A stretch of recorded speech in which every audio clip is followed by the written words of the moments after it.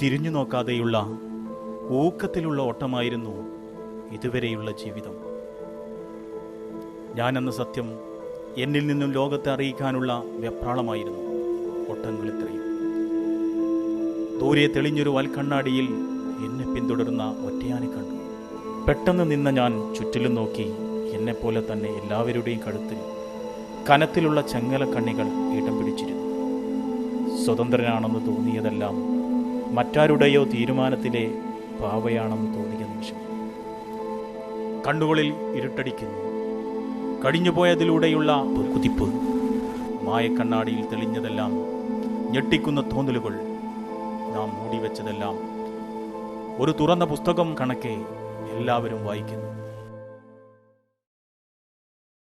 North ഇന്ത്യയിൽ ഒരു ചങ്ങായി ഇതുപോലെ ഇല്ലുമിനേറ്റിനെ പറ്റിയിട്ട് ഒരുപാട് വീഡിയോസ് യൂട്യൂബിൽ ഇട്ടുണ്ടായിരുന്നു.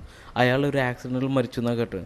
അപ്പോൾ ഒരു യൂട്യൂബ് ചാനലിൻ്റെ മുമ്പ് ക്യാമറയുടെ മുമ്പിൽ എൻ്റെ പേര് ഇതാണെന്ന് പറഞ്ഞിട്ട് എനിക്കിതിനെപ്പറ്റി സംസാരിക്കാൻ യാതൊരു താല്പര്യമില്ല. ഞാൻ റിസ്ക് ചെയ്യുന്നില്ല. എനിക്കറിയത് എത്രത്തോളം റിസ്ക്കിയാണെന്ന്. അപ്പോൾ ഇതിനൊക്കെ പറ്റിയ ഒരാളുണ്ട്. ഇതിനൊക്കെ ഒരു നിങ്ങൾക്ക് അങ്ങനെ വീഡിയോയിൽ വരാണെന്നുണ്ടെങ്കിൽ നിങ്ങൾ അങ്ങനെ അപ്പൊ അതാണ് പറയുന്നത്. എനിക്കതിനുള്ള ഞാനിതിനെ പറ്റിയിട്ട് ഒരുപാട് പഠിക്കുന്നത്. ഞാൻ നിങ്ങൾ ട്രാപ്പിലാക്കാൻ ഇതിന് വേണ്ടിയിട്ടാണ്. ഞാൻ ഇതിനെ കുറിച്ച് ജസ്റ്റ് അറിയാൻ വേണ്ടിയിട്ടുള്ളൊരു ഇതുകൊണ്ടാണ്. അപ്പൊ അതാ ഞാൻ പറയുന്നത്, ഒരു വീഡിയോന്റെ മുമ്പിൽ വെച്ചിട്ട് സംസാരിക്കാൻ എന്നെ കൊണ്ട് പറ്റില്ല. അപ്പൊ അതിന് പറ്റിയ ഒരാളുണ്ട്, അയാളെ ഞാൻ കോണ്ടാക്ട് ചെയ്യാന്നാ പറയുന്നത്.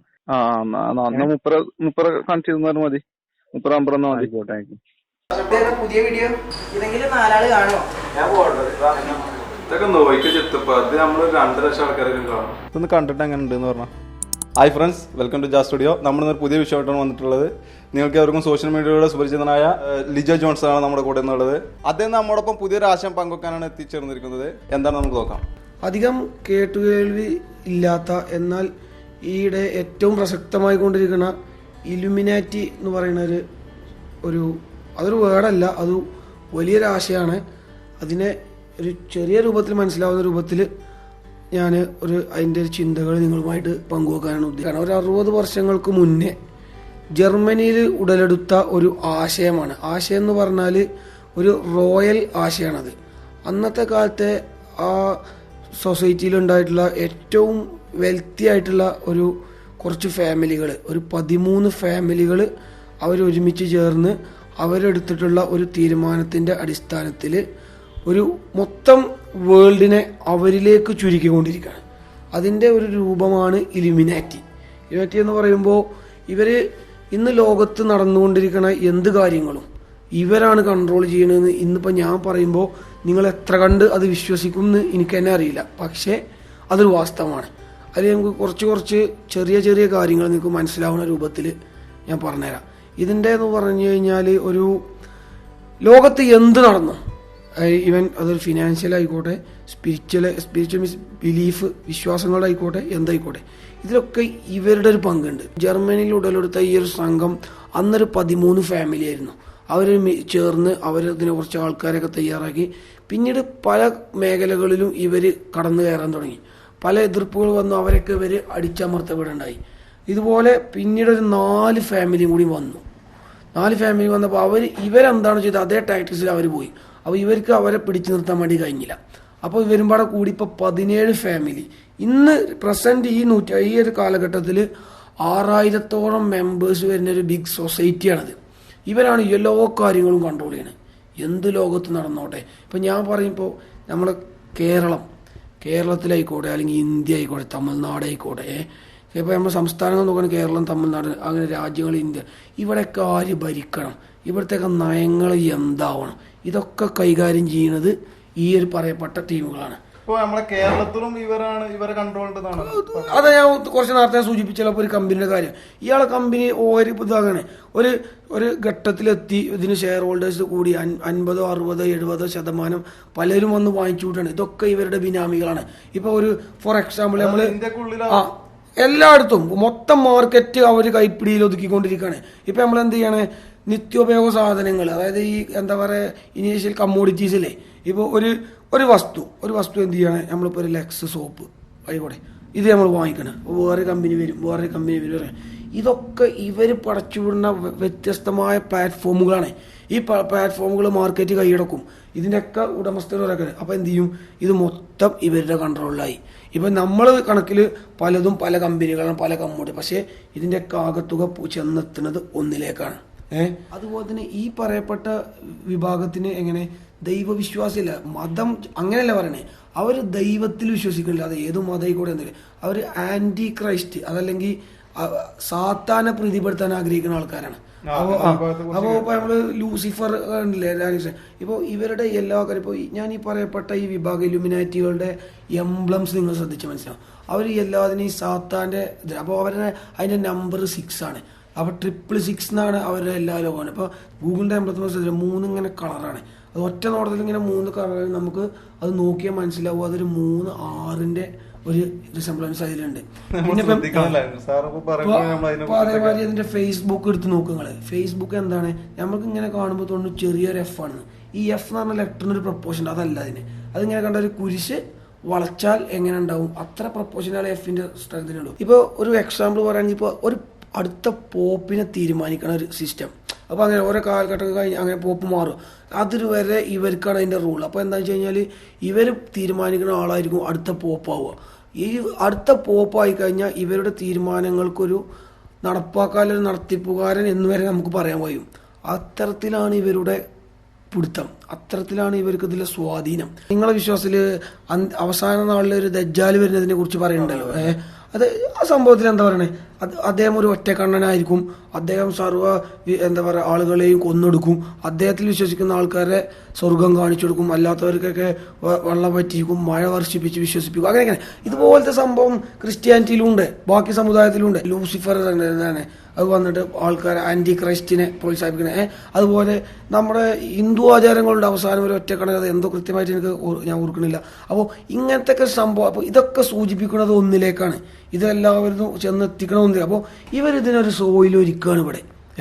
എന്നിട്ട് എല്ലാ ജനങ്ങളെയും ഇവരുടെ താല്പര്യങ്ങൾക്ക് അനുസരിച്ച് ഇതിലേക്ക് വളച്ചു കൊണ്ടുവരികയാണ്. അപ്പോൾ നമ്മൾ വിചാരിക്കും ഇപ്പം നമ്മളെന്താ വിചാരിക്കും ഇവിടെ നമ്മൾ ചെയ്യുന്ന കാര്യങ്ങളാണ്. പക്ഷെ ഇതിൻ്റെയൊക്കെ പിന്നിൽ ഇപ്പം ലോക നേതാക്കന്മാരെ ഓരോരുത്തരെടുത്ത് നോക്കുക. ഇവരുടെ താല്പര്യങ്ങളാണ് ഓരോ ലോക നേതാക്കളും നടപ്പിലാക്കിക്കൊണ്ടിരിക്കുന്നത്. എപ്പോഴെങ്കിലും ഇവരുടെ താല്പര്യങ്ങൾക്ക് എതിരെ ഇവർ പ്രവർത്തിച്ചാൽ അവർക്ക് എന്ത് ചെയ്യണേ, അവരെ ഇവരെ തന്നെ ഉപയോഗിച്ചിട്ട് കൊല്ലാനും പറ്റും.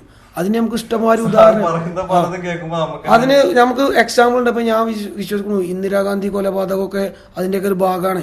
അതുപോലെ തന്നെ മറ്റേ ജോൺ എഫ് കെന്നഡി, അദ്ദേഹം എന്താ പറയുക അമേരിക്കൻ പ്രസിഡന്റ് ആയതിനു ശേഷം അദ്ദേഹത്തിന് കുറച്ച് ചിന്തകളിലൊക്കെ വ്യത്യാസം വന്നു. അദ്ദേഹം ഇവർക്കെതിരെ തിരിയുന്നു എന്ന് ഇവർ തോന്നിയ ആ മൊമെന്റിൽ ഇല്ലാതാക്കും. ജോൺ എഫ് കെന്നഡി മരിച്ചു. മൈക്കിൾ ജാക്സണ്, ഇതിലൊക്കെ ഇവരുടെ കൈകടത്തലുകൾ ഉണ്ട് എന്നാണ് ഞാൻ മനസ്സിലാക്കുന്നത്. ഇങ്ങനെ നമുക്ക് മുന്നിൽ ഒരുപാട് ഉദാഹരണങ്ങളുണ്ട്. അതുപോലെ തന്നെ ഇലുമിനാറ്റിനെ കുറിച്ച് നമ്മുടെ രാജ്യത്തെ ഓരോ സമ്പദ്ഘടന, ഇപ്പൊ ഈ അടുത്തായിട്ട് നമ്മളെ നോട്ട് നിരോധനത്തിനൊക്കെമായിട്ടുള്ള കാര്യങ്ങൾ പറഞ്ഞു കേട്ടു, നിങ്ങൾ അറിഞ്ഞിട്ടുണ്ടാവും. നോട്ട് നിരോധനം എന്താണ്, നമ്മുടെ രാജ്യത്ത് നമ്മൾ എന്ത് ചെയ്യണേ, ഇവിടെ കറൻസി അടിക്കുന്നത് ഒരു പ്രൈവറ്റ് ഏജൻസിയാണെന്ന് പറഞ്ഞാൽ നിങ്ങൾ അത്ഭുതപ്പെടും. പക്ഷേ അമേരിക്ക ഉൾപ്പെടെ പല വിദേശ രാജ്യങ്ങളും നമ്മൾ റോൾ മോഡലാക്കുന്ന പല രാജ്യങ്ങളിലും പ്രൈവറ്റ് ഏജൻസികളാണ് കറൻസി അടിക്കുന്നത്. ഇവർക്ക് താല്പര്യപ്പെട്ട ആളുകളിലേക്ക് ഇതൊക്കെ ചുരുക്കി കൊണ്ടുവന്നിരിക്കണേ. GSTയുടെ അവസ്ഥ എന്താ, എല്ലാ ഇതിൻ്റെ ടാക്സ് ഒറ്റൊന്നിലേക്ക് കൊണ്ടുവരിക. അങ്ങനെ എല്ലാ രാജ്യത്തും ഏകീകൃത ടാക്സ് ആയി കഴിഞ്ഞാൽ ഇവർക്കിത് കൺട്രോൾ ചെയ്യാൻ സുഖമാണ്. ഇങ്ങനെ എല്ലാ മേഖലകളും ഈ ഒരു ഇലുമിനാറ്റിയുടെ അല്ലെങ്കിൽ ഈ ഇലുമിനാറ്റിയുടെ നീരാളിപ്പിടുത്തത്തിലാണ്. നമുക്കിത് മനസ്സിലാക്കാൻ ബുദ്ധിമുട്ടാണ്, പാടുപെടും.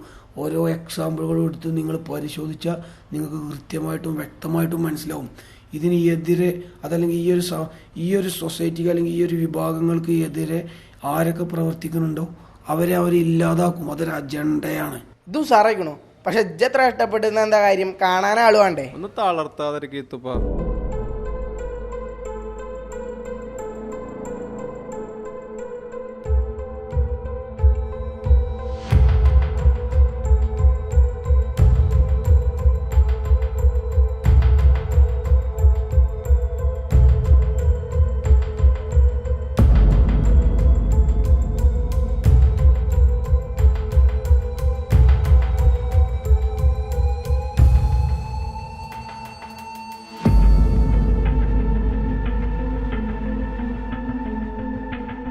ജിത്ത് അങ്ങോട്ട് അങ്ങോട്ട് വാ ഇങ്ങോട്ട് നോക്കാം എത്ര ആയിക്കണോക്ക വ്യൂവേഴ്സ് എത്ര ആയിക്കണോക്കാം 97,341 വ്യൂവേഴ്സ് വെറും 1 ദിവസം കൊണ്ടിട്ടത് ഈ ഒരാഴ്ച കൊണ്ട് നോക്കിക്കോ ഇത് 2 ലക്ഷത്തിന്റെ മുകളിൽ കിടക്കുന്നു എന്താ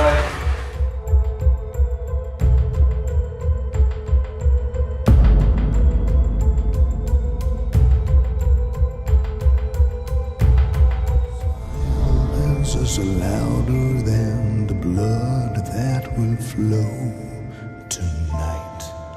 I need to see the fear within while I am wandering alone.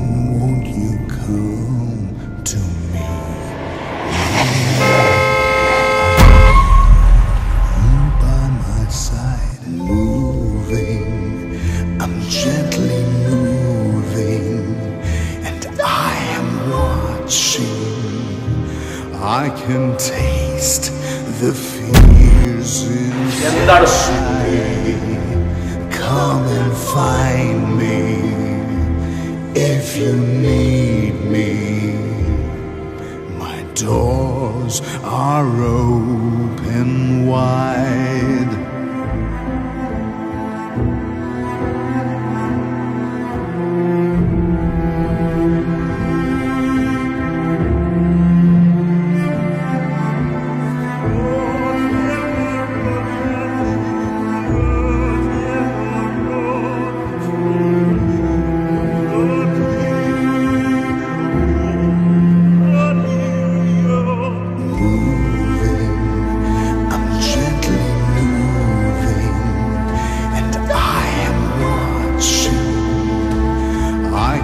Taste the fears inside. Come and find me if you need me. My doors are open wide. La la la la la